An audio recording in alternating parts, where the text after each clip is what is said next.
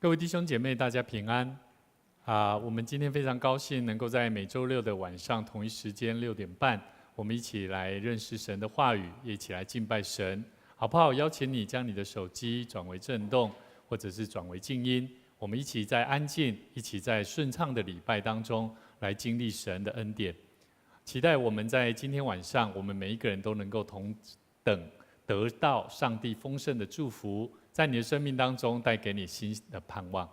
这个时候邀请各位，我们一起在你的家里，如果你是在家里面观看直播影片的弟兄姐妹，我们一起起立，我们一起在上帝的面前，我们一起用这首诗歌《十架上的爱》，在我们生活当中，当我们遇到什么样的困难，我们的神都依然的跟我们同在。他用十架上的爱，让我们了解如何面对生活当中的困难。我总是不能明白，你为何不会松开手，总在我无助的时候对我说你还爱我。我总是无法想象，耶稣为我死在十架，我的罪如此的深，但你的慈爱显得完全，不会忘记认识你的那天，你拯救我脱离的一切，我是如此不配，你爱何等甘甜，没有你我生命不可能完全，主我爱你，生命献上给你，为你而活，生命才有意义，主你为我而死，我只愿为你活，不会放弃，永远不分离。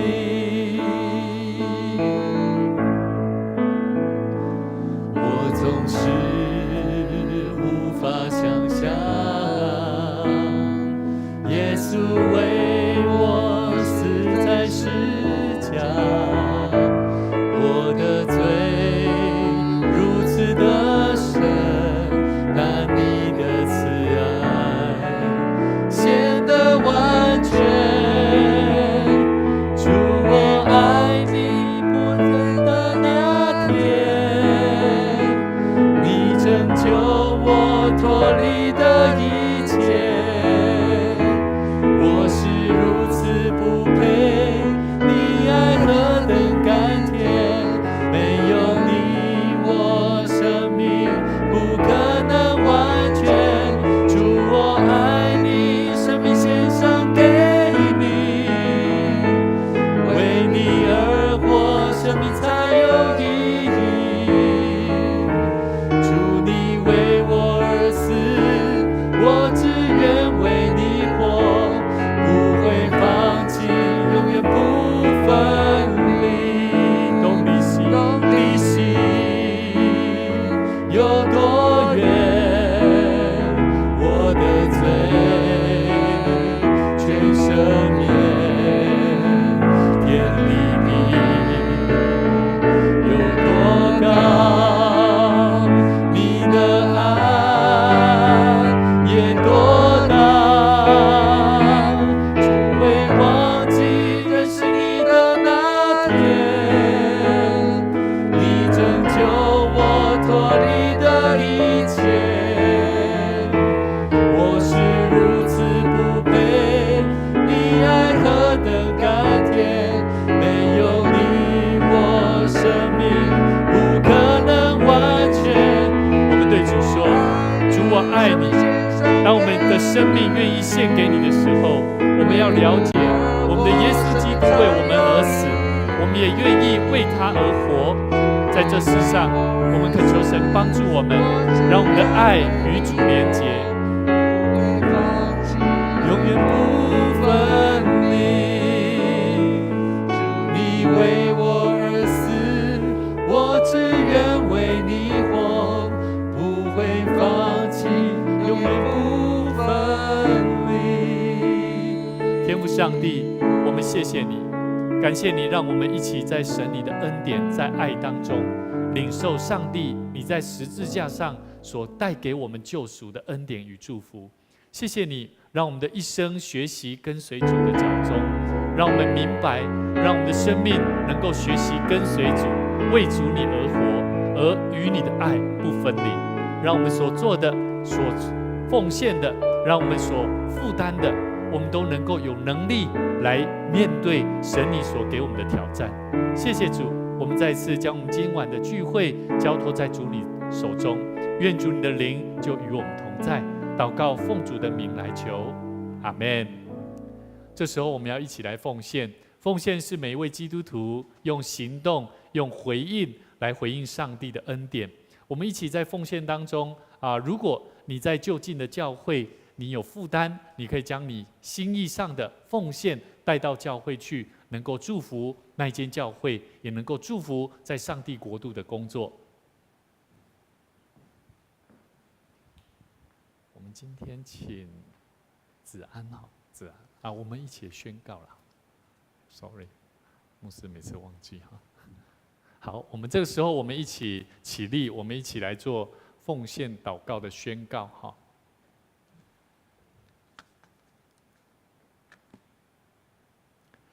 我相信凡事都是上帝所创造，他拥有赏赐与收回的权柄。此时，我愿意从你所得到的恩典，用感恩与敬虔的心，奉献在你面前。求主在我每次甘心乐意的奉献中，操练我更加顺服委身，分别我的生命。我相信奉献是栽种丰收的种子，我深信奉献是实践基督的生命，我确信奉献是生命主权的交托。求主按照你的信实与怜悯赐福我们，保守你的教会，坚固你的百姓。奉主耶稣基督的名来求，阿们。请坐。各位家人朋友，大家晚安，大家平安。我们跟我们前后左右的朋友跟他讲说，我们今天一起敬拜神，领受神的话语。我们今天一起敬拜神，领受神的话语。这句话的意思是什么？就是要同心呐。好，不是每一个人就是我们人数虽然不多，可是我觉得那种心很重要在我们生命当中呢，我觉得今天牧师特别有一个感动，想要跟大家分享一个主题，叫做白纸新运动。那这个运动呢，其实也期待我们大家一起来学习那这个图形这个图片我们可以看到，在去年在11月的时候，在中国那边乌鲁木齐发生一场这个住宅大火。那也在当时候的中国正在疫情当中的封控里面，造成许多中国人民的反抗，甚至他们希望能够透过白纸运动来表达他们内心的诉求。那这个运动当中呢，这个每一个人的手上拿的纸呢是一张白纸。那可是他们每一个人都知道他们诉求是什么，因为他们的诉求就是希望能够表达他们当中内心当中的渴望甚至期待。可是他们的政府国家他们人民希望透过这样的运动，而不让政府直接就把03就是说零零碎碎的一些人，他们直接用文字就把他们做拘捕。所以我觉得这样的运动反而兴起了很多中国人民，他们更加知道说，其实人民是可以有表达的诉求。我觉得每一个人，我们都必须要了解，每一个人都有他的诉求。你们阿们吗？你们内心有没有期待？有没有诉求？会不会？会嘛？今天你来到教会，你一定会希望得到是不是上帝给我一个新的亮光，对不对？然后每次我去工作也好，做什么事情也好，我们都会希望有一些不一样的事情产生。所以呢，其实在每一个人的心的运动，这个内心里面的运动啊，每一个人的心里面的运动呢，行动，不要说运动，行动里面呢，我们可以区分为外在的。外在的有哪些？你会去做运动，为了要得到什么？来看我这边哈，你想要得到这个做运动，你会希望得到什么？身体健康，对不对？那你会希望透过工作得到什么？金钱，对不对？你会希望透过家庭的互动关系的运动，做怎么样？提升家人之间彼此的关系嘛，对不对？那你也会希望从生活的品质怎么样？比如说，我约了我的家人，我觉得我们家里要来布置一下，对不对？哪里缺少了什么？我们希望透过一个家庭的生活的改革运动，对不对？我们希望得到有一个什么内在心情舒爽不一样的感觉，对不对？就好像我们教会透过建堂的这个建堂的运动，怎么样带来每一个信徒在侍奉上帝还有服侍神的路上，怎么样带来心情的不一样？那这个心情的不一样，有没有本质上的问题？有。那这个本质上的问题要怎么做？我觉得这是今天牧师希望跟大家一起来分享的功课。在箴言4章23节，我们一起来念哈，来，你要保守你心，胜过保守一切，因为一生的果效是由心发出的。各位弟兄姐妹、家人朋友，我们每一个人都知道，心如果没有去把它抓住，你会发现你所做的很多事情上面，不见得会大有功效。甚至如果这个心你被环境所影响了，你所做的工作也会怎么样？也会受影响。阿们吗？好，所以呢，圣经里面呢，这个智慧的话说，你要保守你的心，胜过保守一切，因为一生的果效是由心发出的。人服侍上帝，服侍神，我们透过教会，透过侍奉，对不对？我们会透过还有哪些侍奉？你们想得到的，想看看，还有没有？好像一般大部分我们服侍神好像是这个，对不对？那其实现在还有对外的是什么？宣教、福音工作，这些也算是服侍神的一部分。那人呢？服侍人呢？就不一样喽。服侍人的时候，我们就会发现他必须要面对的几个问题，我们会去倾听，会去关怀，对不对？然后进入人的了解的问题，甚至我们会开始发现，原来我服侍的这个对象，他有他的问题存在，所以我们开始去想，我要怎么去解决这个问题？因为我们的目的都是为了要看见一个人的生命的成长跟改变，这就是传福音，每一个人在对人服侍人会经历的过程。同意吗？都同意啦哈。好，所以呢，我牧师想要问各位哈，服侍人容不容易？真的不容易，太难了。好，那个我们这个礼拜哈，我们跟几位同工哈子轩，我们也经历了那种，好像我们原来在我们生命里面的许多的功课里面，是会有很多对话的。那这些对话里面呢，我们要怎么样再重新的去认识我们自己怎么在服侍人？其实包含牧者牧师也是在学习。当我跟我们同工一起在服侍当中，绝对不可能每次都是非常 happy 的啦。每次如果这么 happy 的话，那我觉得哇，那真的是太不容易了，太不简单了。而且我以前也曾经想过，或许我自己应该也是可以做到这样。可是后来我发现，这样子的过程对我来讲，并不是很大的学习，很多的学习，反而是在这种不断的对话，甚至有些时候会流眼泪的嘞，是很痛的嘞。而且在那过程当中，牧师会发现，原来我的生命有这么大需要去调整跟改变的地方。首先，牧师要问一个问题哈：你们觉得我们服侍人是服侍的是活人还是死人？活人啊？活人。牧师简单做一个比喻哈，牧师时常去办的就是告别式，对不对？有时候嘛，对不对？那办的告别式，你觉得有办的是什么？处理的是什么？有活人的问题，也有死人的问题。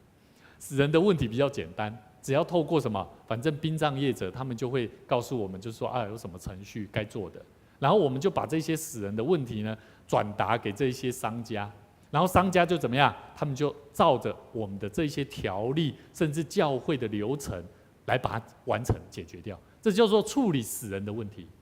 可是呢，我们在处理这些商家遗嘱的过程当中，有没有他的亲人？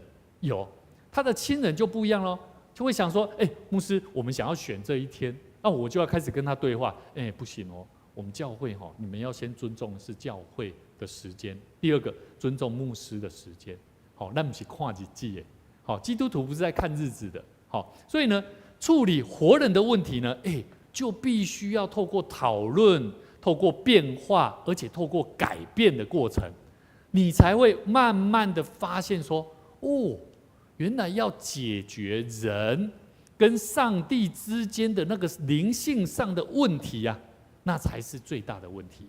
所以呢，牧师有几点要跟大家分享，我们要一起学习，切记几个问题。若是我们摸不出与人对话上面的难处是什么，那么我们就无法对人说什么话。好，所以那个我想要鼓励我们的同工那个周间上一次我们发生的这个问题那个子轩同学、子轩朋友，你知道吗？我牧师觉得这是一个非常棒的，上帝在对我们说话，因为他让我们明白我们遇到的难处是什么。我觉得这个很好，我觉得那是一个非常大的。牧师也在那当中，在跟你对话的过程里面，我看到上帝给我一个亮光，让我明白说，原来在你的羊群里面，有人并不明白怎么样去接受这个挑战，而且怎么面对这个问题。这个问题也是所有的教会在面对这些问题的学生无法解决的问题。我们一般教会里面，只要遇到这种人的问题通常就是他最好不要来教会，我们把他隔绝在门外。可是我觉得很好，所以切记，我们如果摸不出与人对话上面的难处是什么，而且我们也就避而不谈。注意是避而不谈教会里面如果避而不谈，我觉得没有办法展现出我们彼此之间怎么面对这样的人，为他带来祝福。因为我们大部分的人都是选择逃避的。所以其实我觉得那是一个非常大的、很大的帮助。好，所以呢，我们要切记，我们无法针对一个我们所期待帮助落实在需要的人身上。如果我们没有找出这个问题是什么，你没有办法真正的帮助这些孩子。所以各位弟兄姐妹，我们要切记第二项事情：没有人可以在事情内容还没有听明白之前，注意。我们可以对这件事情怎么样认定说它有用还是没有用？就好像这个牧师时常讲，教会要建堂，有些人认为说，牧师那是你的意思，教会这样就够用了。有这是有的。那如果我站在一个普遍大部分的人认为说这样就够用的时候，那我们5年后、10年后、20年后，那就是如此。这样懂我意思吗？可是呢，如果当我发现我有一个意向，我有一个想法是上帝给我的，这个运动我有一个新的意念、新的想法的时候，我开始从我的心里面去寻求上帝的心意的时候，我这个行动，我要做的这项运动的实施跟策展，它会不会带来帮助？会。所以每一位弟兄姐妹，大桥教会的弟兄姐妹，我们在教会的建堂里面，我们都亲自经历到了。当我们有一个新的意向的时候，我们开始从我们的心里面重新回到上帝的面前，说：“主啊，帮助我们，让我们明白这是否是神的心意。”所以，我们真的每一个人都在经历。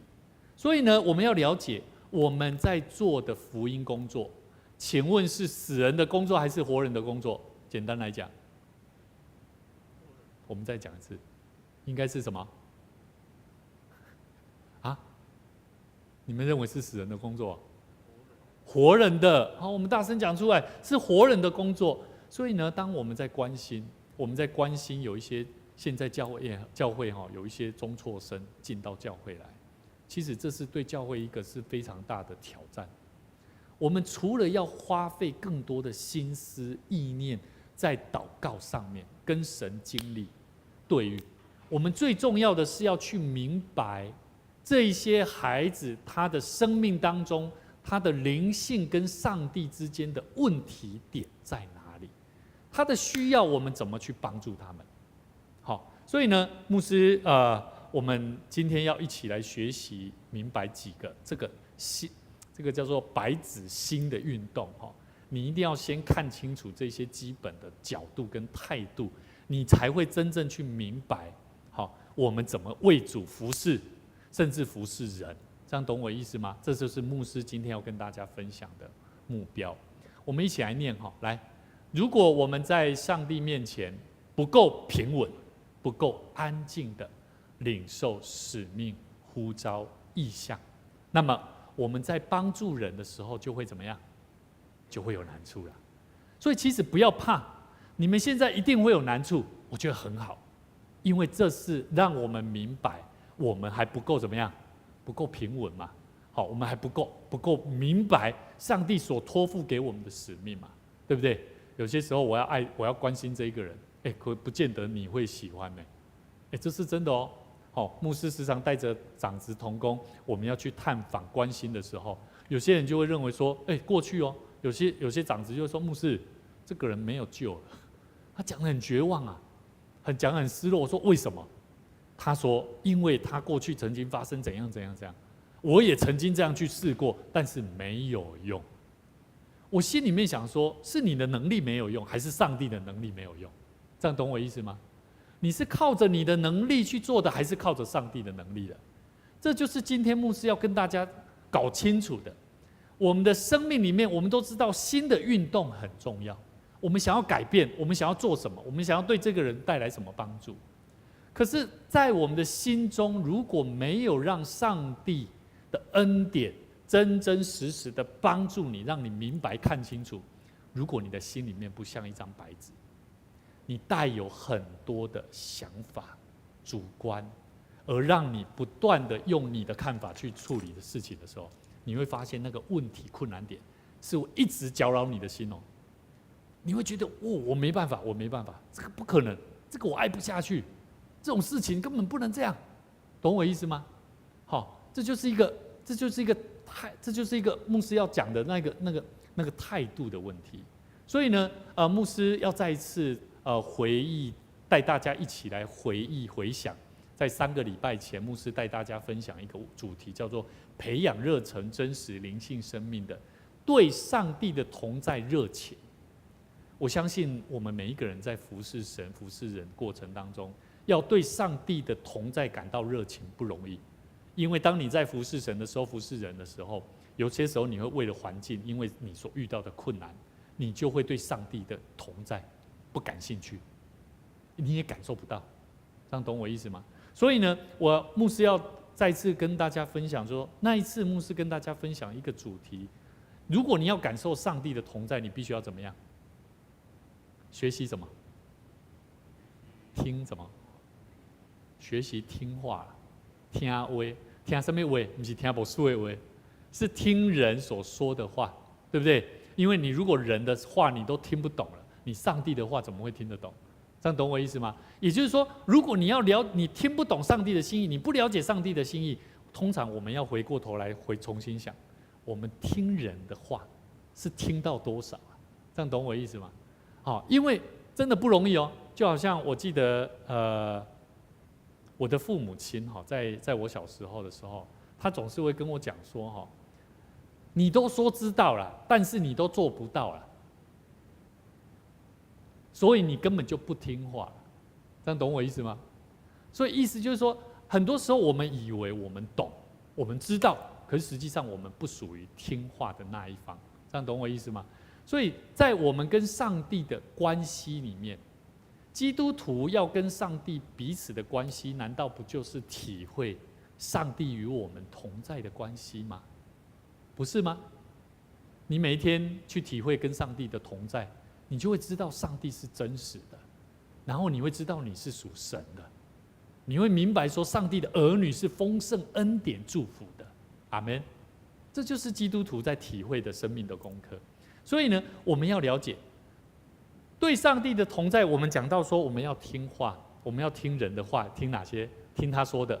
第二个，听他没有说的。第三个，听什么？他心灵里面的话，对不对？好，然后我们还要透过第二个步骤，我们要在灵里面祷告。这是我们那一次我们在提醒牧师跟大家分享到的主题。那么我们要了解感受上帝的同在的目的是什么？我们讲到说，我们透过听话来明白嘛，明白人。哇，我听懂你了，然后我听懂你的需要，然后我可以帮助到你，然后你就会知道，真的，上帝与我同在。因为我们每天生活都在跟人接触啊，对不对？你有没有发现跟人接触真的不容易呢？可是当你跟人的接触都非常的知道说我听得懂他在做什么，他在说什么的时候，你会发现做什么事情都很顺。你就会发现说，感谢主，上帝真的与我同在，听我的祷告，我解决了这一个问题，我帮助这一个人。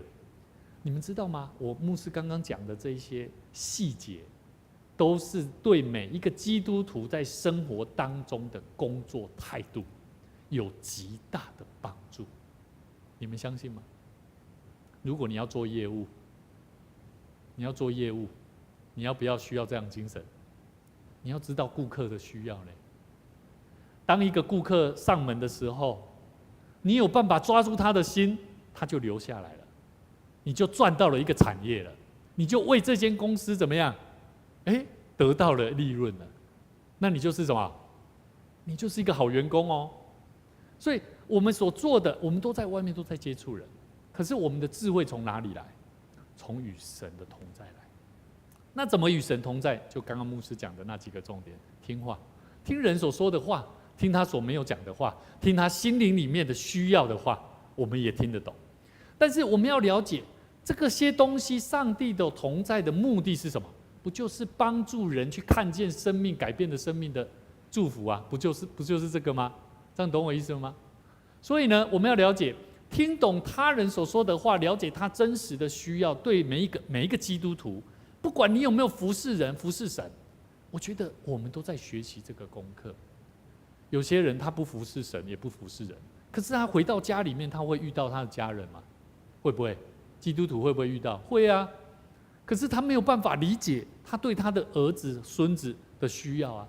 所以通常这种基督徒他回到家里面，你会发现跟他在教会里面是不一样的。他在教会里面坐在这边都在点头，可是他回到家里面他不开心的。所以我要跟大家讲，与上帝同在，感受上帝的同在的目的，不是一个感觉而已，而是一个真实去体会到怎么帮助人看见生命的改变的祝福。中南，你来教会，牧师也要让你明白，你所认识的这份信仰是要让你回家，让你的家人感受到，我的孩子去到教会，他的生命改变了，对不对？让他得到，上帝的同在真的不一样，而且让他性格也不一样，对待父母亲怎么样？有礼貌，对不对？所以这些都是上帝同在的实证。我们一起说，从事心灵工作者必须学习做张白纸。从事心灵工作者必须学习做张白纸。我们都在学习做一个从事心灵工作者。在你的家人，你对待你的儿女，对待你的父母亲，对待你所认识的人，他心灵里面所需要的事情，都是心灵工作者。包含我们现在做的主日学，每一位老师，你们都是心灵工作者。而白纸心运动，我们在学习用心与人接触的运动里面，我们必须要知道心灵里面是洁白有亮光的。这个你们同意吗？还是你们心里面希望它是有一点污秽的，有一点杂念的？当然不希望嘛，对不对？我们都希望我们所做的是让人家肯定嘛。难道你会希望你做的人说，你做的有瑕疵哦，我不喜欢你所做的这些东西哦？当然不会希望。我们都希望我们所做的任何每一项上帝所看为好的事情，我们都能够保持的一个圣洁的心来服侍他。那么我们要处理人的心的问题，我们就必须要明白，需要一颗洁白有亮光的生命。所以我们要怎么来做？我们怎么样做？好，我们一起来学习。当人对我们说话的时候，我可以怎么做？我可以坐下来听。什么叫做坐下来？坐下来的意思是什么？你什么时候会坐下来？哎，子安大声一点，什么时候？休息的时候。所以，当你要跟人说话的时候，你要适时的就马上反映出来。我现在站着跟你讲话，是可能需要花比较长的时间。假如需要花个2分钟到3分钟，我会建议，大可以就马上邀请他，就直接坐下来了。就是我们坐下来聊，然后就帮他服务到位。你现在坐下的意思代表是一个心理是放松的，也就是说，我们跟人说话的时候就要保持这种态度，是要让他感觉到是休息的状态，而不是他跟你说话的时候有压力啊。这样懂我意思吗？那可是大部分我们在跟人家讲话的时候，不像是坐下来休息的状态，会有很多的成见，也会有很多的偏见。第二个，我们必须要安静的怎么样？安静的听啊！什么是安静的听？安静是什么？是要撇开影响哦。牧师这个我记得牧师以前曾经在探访的时候那个教会的弟兄姐妹他们教会他们直接电视开着然后牧师讲话牧师讲话我就说那个电视可不可以关一下？你知道他说什么？他说没关系，我没有在看。我就说没啦，我那紧起来了，关掉了。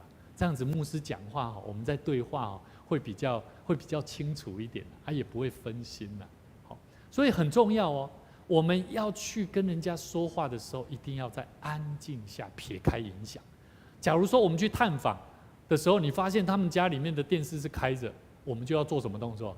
要请他关掉，好不好？我们可以有礼貌的要有礼貌说，拍谁可不可以麻烦你帮我把我们电视先关掉一下？我们来这样讲话会比较不会受影响。这个是不是很好的互动跟交流第三个，我们说话的时候，我们可以怎么做来帮助我们做一个心灵工作者，能够学习听话？因为我们要听人家讲话，我们要学习怎么样？能听就要怎么样？能懂啊！也就是说，你要注意听到懂为止啊。有些人大部分听了1-2个小时就不耐烦了。有些时候那个不耐烦不是因为你不想听，而是因为你没有注意听。当你没有注意听的时候，你会发现他所讲的东西跟你讲的是完全不搭嘎的事情。所以我觉得听话真的是一门学问。有很多东西牧师不是单纯的简单告诉各位听话你就能够怎么样听得懂。这个我也知道啊，但是怎么听啊？就是牧师跟大家分享的3个重点。第一个，你要让对方感觉跟你讲话是像在休息，不会有带有成见的偏见的讲话。第二个，要安静的，你要让他知道你很清楚的在告诉他。你不要受影响。譬如说他可能手拿着手机在跟你讲话有没有？现在年轻人很多都是这样啊，他很烦啊，他们拿着手机，怎么样，子安哥？好，他说的好，请问他是有没有安静在听？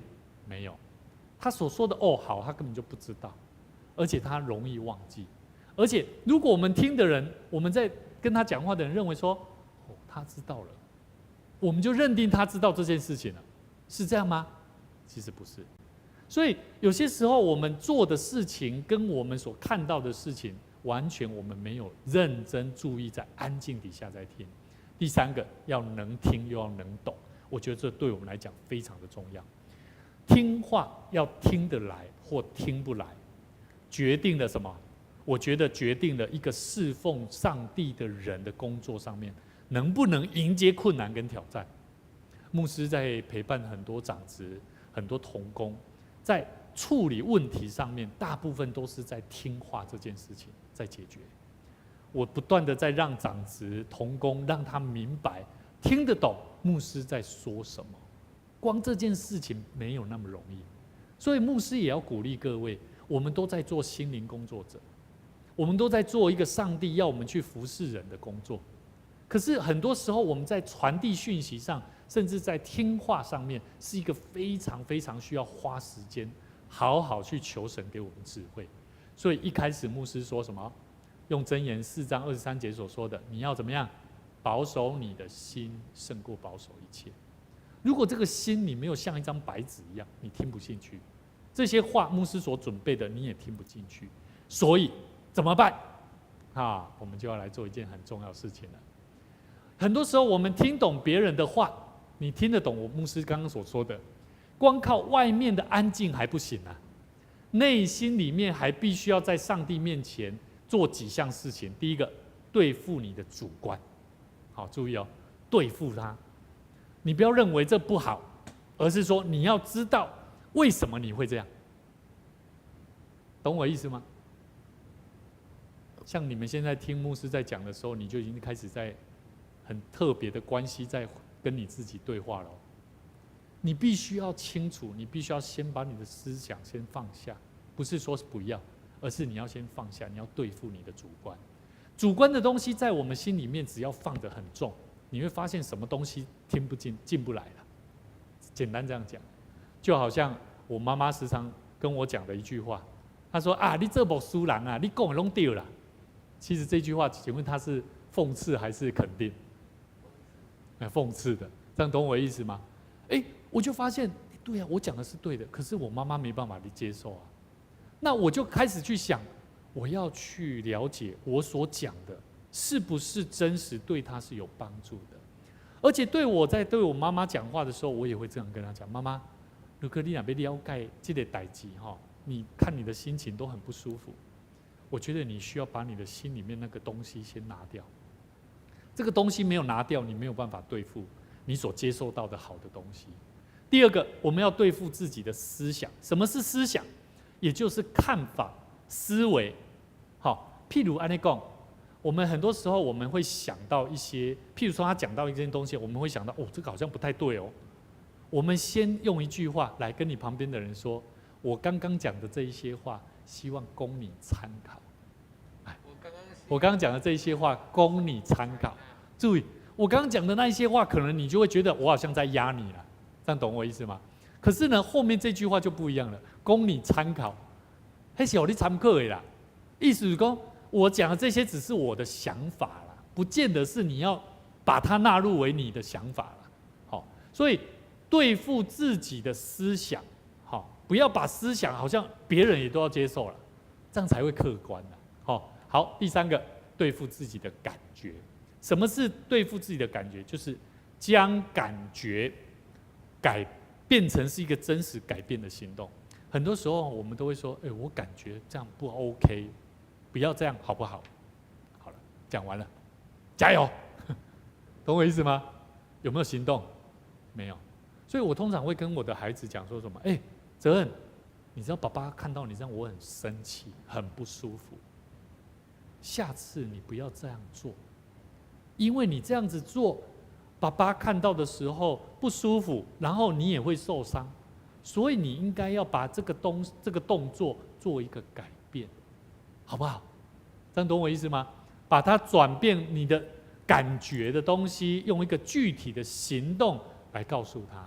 所以我不晓得你们有没有看过一个 YouTube 一个影片，有一个女孩子一个女生，她走在路上，然后那个工地的一个先生，他就用吹口哨的，女孩子不错哦，身材很好哦，那个女孩子她心里面想，好生气了，可是这个女孩子又心里想说，我应该要用一个方式告诉她，因为在生气的当下，这是她的感觉跟思想，甚至包含由她的主观，希望对方不要这样做会比较好。但是呢，他后来用一个方式，他又说：你可不可以用一个比较好的方式来讲话？你要搭讪我的话，你要用好一点的话来跟我讲。这个人他就怎么样？他马上就变了哦。他把东西放下来，小姐，你好。他马上改变。所以有些时候我们认为对的事情，不是单纯讲出来，而是我们先内化一下，帮助我们自己不用太快生气，我们试着放下我们的很多的主观，你会发现对你会带来很大的改变跟帮助。基督徒为什么要对付这一些？好，牧师要跟大家分享，因为内心的基本的对付，只要一没有，你外面坐在那里听啊，但是你里面不会亮，你里面也不会懂啊。我再讲一次啊，这句话我觉得你可以，我建议你有手机的，你也可以把它拍下来，因为今天牧师没有用笔记让大家写。很多时候在我们基督徒里面，我们的东西没有去对付它哦。真的，我跟你讲，里面的东西你不去对付它哈，你外面你怎么做啊？你就听，你听也听不懂，因为你心里面没有你感受不到那个什么叫做牧师所讲的那个好帮助嘛？这样懂我意思吗？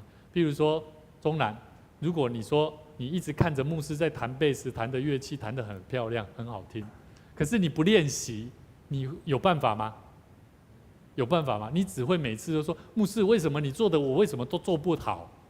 我说我只要告诉你，因为你要打从平时你就要去做练习，你也可以，这样懂我意思哈？所以本身自己的那部分基本的对付，你没有去处理，没有去挑战，你没有办法做这件事情。好，所以以赛亚书我们一起1章18节有一句话哈，我们一起来看哈，来。你们的罪虽像朱红，必变成雪白。牧师要问各位哈，在你的生命里面，我们有没有领受基督的宝血？有没有？有没有？我们都是得救的。可是我们既然成为一个得救的意思，代表什么？我们从一个污秽的人的生命，成为一个圣洁的上帝儿女。那如果成为上帝圣洁的儿女，我们是属上帝的百姓，对不对？那么我们又是属上帝的百姓，我们也懂得要去学习爱上帝、爱人。可是问题来了，当我们为主做工的时候，我们认为，我也有去教会啊，我也有做服事，我也有做哪些？你会发现，我们重点不是做这些了，其实反而是我们的生命怎么样了解一个重要的问题啊，叫做什么？为主做工其实是一个灵的问题，它不是参与。付出时间与人说话关系的建立而已，我发现是一个灵不灵的问题啊！你做事情灵不灵啊？了不了解？我们在工作的时候，你讲一瓦靠这扛鬼哈，这个师傅这个师傅，他处理这个问题的能力有没有效啊？我觉得基督徒要去想这个问题，我们怎么让我们的工作？为主做的工作是一个灵的问题，灵没啦，有效没啦，有没有效果啊？可是假如没有效果的话，我们是不是应该可以一起来讨论看看，怎么样让它有效啊？懂我意思吗？好各位弟兄姐妹、家人朋友，牧师期待我们一起，不仅是透过更多的灵修，与神建立亲近的关系，甚至为主做工。其实牧师更期待我们要学习，我们的生命既然已经受到耶稣基督的宝血的遮盖、洗净，成为一个圣洁的儿女，可以来服侍他。那么我们面对世上的很多的人跟工作，一定会有很大的挑战。牧师期待我们一起在祷告当中去经历上帝怎么带给我们力量，帮助我们。约翰福音第14章1节到2节，我们一起来念哈。来，你们心里不要忧愁，你们信上帝也当信我。在我父的家里有许多住处，若是没有，我就早已告诉你们了。我去原是为你们预备地方去。这是耶稣说的。耶稣他对他的门徒说：“你们心里不要忧愁，你们信上帝也当信我。”好，现在牧师要问你们：我们心里会不会忧愁？会为了生活、为了服侍神而忧愁，有没有果效？有没有用？有没有帮助？可是既然上帝透过耶稣基督所说的话说：“你们信上帝，我们就要信耶稣基督的大能。”上帝的大能有没有？有没有在我们身上？有。耶稣为我们预备地方去了嘛，对不对？他去，他是为我们预备的。那么第5节、第6节、第5节，多马这个学生他就说：“主啊，我不知道你要往哪里去，怎么会知道哪条路呢？这个叫方法了。多马这个学生他不知道方法，他说耶稣啊，你就说，我不知道你要去哪里，你告诉我们说你要去是为我们预备地方，你要去的地方我们不知道。可是多马所说的这个，就是反映出我们基督徒每一个人也是这样的心情哦。你们要清楚知道哦，你们服侍神、服侍人，我们是为了什么？我们要知道我们是要走向什么方向。耶稣说什么？我就是道路、真理、生命，若不借着我，没有人能到父那里去。也就是说，我们基督徒要靠着耶稣基督，学习耶稣基督，才是认识到耶稣所说的我就是道路、真理、生命。如果你的服事，你所做的，你没有到上帝面前求告耶稣基督，学习像耶稣基督的样式，学习耶稣基督的方法，那么很多时候你很容易会生气。我告诉各位，牧师曾经也是如此。我曾经为了一件事情，我没办法处理，你们为什么都不听我的？我很生气，我生气到我会骂人。我曾经做过这些事情，可是后来我发现我错了。耶稣基督告诉我，我要把人带到他的面前。我们是借着主，借着耶稣基督，因为他就是道路、真理、生命。所以我们还需要为了自己做不好而害怕吗？做不好而伤心难过吗？我们其实不用了。所以跟你旁边的弟兄姐妹说，靠主得刚强，靠主得刚强。学习跟随主，从耶稣基督身上，你就会发现我们所传的福音真实的内在跟价值是什么。所以白纸新运动，我相信我们靠主，我们得着洁净的生命。我们的生命不用再靠你自己所想的，靠你所认知的方法来处理你的生活问题，甚至来服侍神、服侍人。愿主赐福大家，让我们一起学习在神教导我们的生命的功课上，能够做一个就如同一张白纸一样，在每件事情上，不是让你什么都把自己搞得好像什么都不知道了，不是那个不知道的白纸了，而是我们了解，我们是敬畏耶和华的人，我们是有上帝的智慧。阿们。我们一起来祷告。主啊，愿你圣灵的大能引导我们的生命，带领我们的心，让我们的生命能够常常在祷告安静里面能明白主你的心意，也让我们能够有一颗单单学习仰望主的话语，在为主而活的行动上面，我们需要学习更多跟随主的脚步，用更多的谦卑，用更多顺服委身，更多的摆上。我们相信，我们晓得，我们有一天我们都要与主面对面，向主交账。无论是5000的或3000的，我们都能够因为服侍你而得着上帝你称我们为好又尽忠的仆人。求主帮助我们，带领我们大桥教会在建堂还款的工作，以及在我们许多的侍奉工作上面，我们都需要更多的明白主你国度的产业。在福音的工作上，我们需要更多的尽心尽力尽意来为主你而活，爱上帝爱人，专心在福音的拓展产业上面。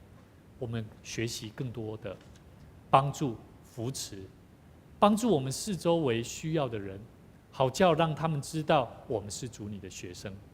我们恳求你也帮助我们，将加倍感动的灵赐福在我们每一位同工身上。在我们大桥教会的侍奉工作里面，我们虽然人力不足，但是我们有一颗刚强壮胆的心志，愿意为主你付上生命的代价。求主你也将生命的产业赏赐给我们。谢谢主，我们将一切荣耀归给神。祷告奉主耶稣基督圣名来求，阿们。我们在每周六的晚上6点半同一时间祝福大家，我们都能够一起来领受神丰盛的祝福。愿你平安。